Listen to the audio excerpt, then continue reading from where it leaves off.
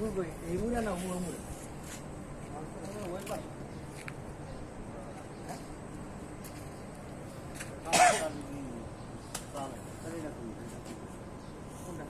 এটা হলো বাইক আমার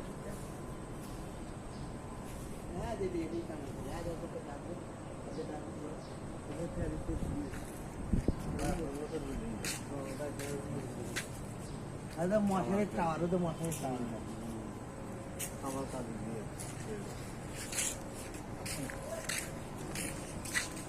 ছবি নিবে তো কাছে শোনা দিয়ে করলাম তো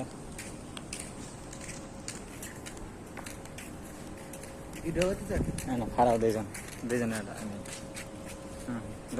এটা হাজার না আসসালামু আলাইকুম বড় ভাই ওয়ালাইকুম আসসালাম কেমন আছেন আচ্ছা আলহামদুলিল্লাহ অবস্থা ভাইরা না হাসপাতালে যাই না হাঁটতেছি বাসায় তো যাই জানি না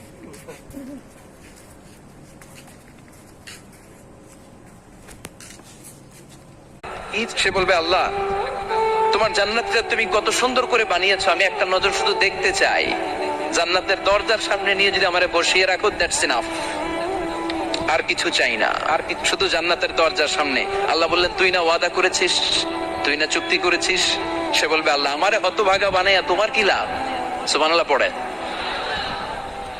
আমারে তুমি হতভাগা বানিও না। আল্লাহ বলে ঠিক আছে, আবার সিগনেচার কর যে জান্নাতের দরজার সামনে বসিয়ে দিলে আর কিছু চাবি না।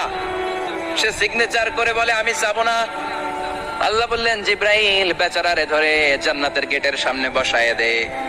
এবার জান্নাতের গেটের সামনে বসে বসে জান্নাতের সৌন্দর্য দেখা শুরু করবে। সুবহানাল্লাহ, এমন সৌন্দর্য যেটা চোখ দিয়ে কেউ দেখে নাই, কান দিয়ে শোনে নাই। ওই সৌন্দর্য চোখে দেখে, কান দিয়ে আওয়াজ শোনে, মাগার ভোগ করতে পারে না।